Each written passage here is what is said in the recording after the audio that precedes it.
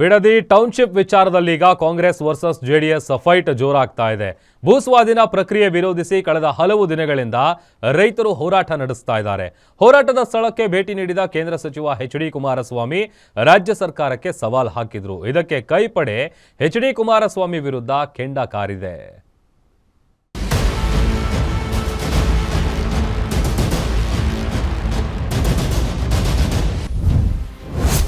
Township ವಿಚಾರದಲ್ಲಿ HDK versus Congress fight. ಕುಮಾರಸ್ವಾಮಿಗೆ ಹಳೆ ದೋಸ್ತಿಗಳಿಂದಲೇ ಟಕ್ಕರ್. ರಾಜ್ಯದಲ್ಲಿ ಮತ್ತೆ ಬಿಡದಿ ಟೌನ್ಶಿಪ್ ಫೈಟ್ ಶುರುವಾಗಿದೆ. ಇದೇ ವಿಚಾರದಲ್ಲಿ ಕಾಂಗ್ರೆಸ್ ಹಾಗೂ ಎಚ್ಡಿಕೆ ನಡುವೆ ಹೊಸ ಫೈಟ್ ಶುರುವಾಗಿದೆ. ಇದೇ ವಿಚಾರಕ್ಕೆ ಬಿಡದಿ ಸುತ್ತಮುತ್ತಲಿನ ಬೈರಮಂಗಲ ಮತ್ತು ಕಂಚುಗಾನಹಳ್ಳಿ ಸೇರಿದಂತೆ ವಿವಿಧ ಗ್ರಾಮಗಳ ರೈತರು ಅನಿರ್ದಿಷ್ಟಾವಧಿ ಪ್ರತಿಭಟನೆ ನಡೆಸ್ತಾ ಇದ್ದಾರೆ. ಇದಕ್ಕೆ ಕೇಂದ್ರ ಸಚಿವ ಕುಮಾರಸ್ವಾಮಿಯು ಸಾಥ್ ನೀಡಿದ್ರು.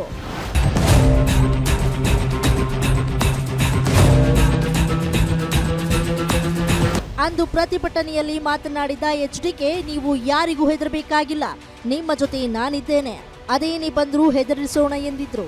ಈಗ ಅದೇ ವಿಚಾರಕ್ಕೆ ಹಳೆ ದೋಸ್ತಿ ಶಾಸಕ ಎಚ್.ಸಿ. ಬಾಲಕೃಷ್ಣ ತಿರುಗೇಟು ನೀಡಿದ್ದಾರೆ. ಬಿಡದಿ ಟೌನ್ಶಿಪ್ ಯೋಜನೆ ಬಗ್ಗೆ ಚರ್ಚೆ ಮಾಡಲು ನಾವು ರೆಡಿ ಇದ್ದೇವೆ. ಹಿಂದೆ ನಾನೇ ಭೂ ಸ್ವಾಧೀನ ಮಾಡಿದ್ದೆ ಅಂತ ಅವರೇ ಹೇಳಿದ್ದಾರೆ. ಈಗ ಹೋಗಿ ಜನರಿಗೆ ಟೋಪಿ ಹಾಕೋ ಕೆಲಸ ಮಾಡ್ತಿದ್ದಾರೆ. ಇವತ್ತು ಈ ಕಮಿಟ್ಮೆಂಟ್ ಇರುವವರು ಎರಡನೇ ಬಾರಿ ಸಿಎಂ ಆದಾಗ ಯೋಜನೆ ಯಾಕೆ ಕೈ ಬಿಡ್ಲಿಲ್ಲ ಅಂತ ಪ್ರಶ್ನಿಸಿದ್ರು.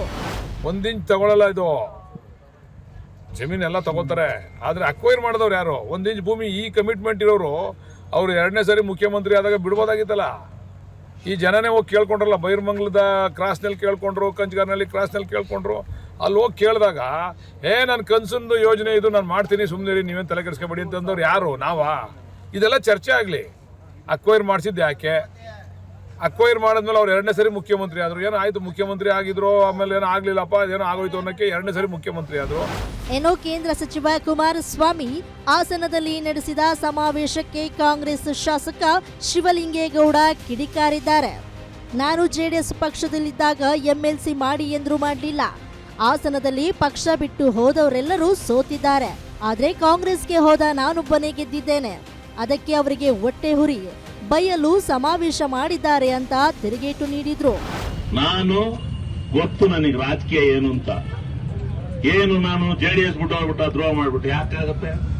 ನಾನು ಇತ್ತಿದ್ರಿ ಇನ್ನೇನಾಗ್ತಿದ್ರಿ, ಇನ್ನೊಂದು ಸೀಟ್ ಜಾಸ್ತಿ ಆಗ್ತಿದ್ರಿ. ಅಷ್ಟೇ 19 ಇದ್ದು 20 ಆಗವು, 17 ಇದ್ದು 18 ಆಗವು. ದ್ರೋಹ ಏನ್ ಮಾಡಿದ್ವಿ? ನೀವು ಯಡಿಯೂರಪ್ಪ ಮುಖ್ಯಮಂತ್ರಿ ಕೊಟ್ಟು 18 ತಿಂಗಳು ಅಂತ ಹೇಳಿ ಕೊಡಬಿದ್ದು ಹೋರಲ್ಲ, ಕೊಟ್ರ್ಯಾ? ಅವನಿಗೆ ಮೋಸ ಮಾಡಿದಂಗಲ್ವಾ?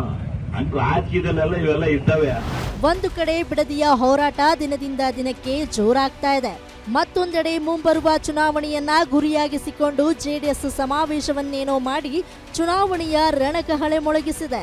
ಹೀಗಾಗಿ ಎರಡು ವಿಚಾರದಲ್ಲಿ ಕಾಂಗ್ರೆಸ್ ಮತ್ತು ಜೆಡಿಎಸ್ ನಡುವೆ ಫೈಟ್ ಜೋರಾಗಿದೆ. Durgesh Naik, political bureau, Guarantee News, Bengaluru.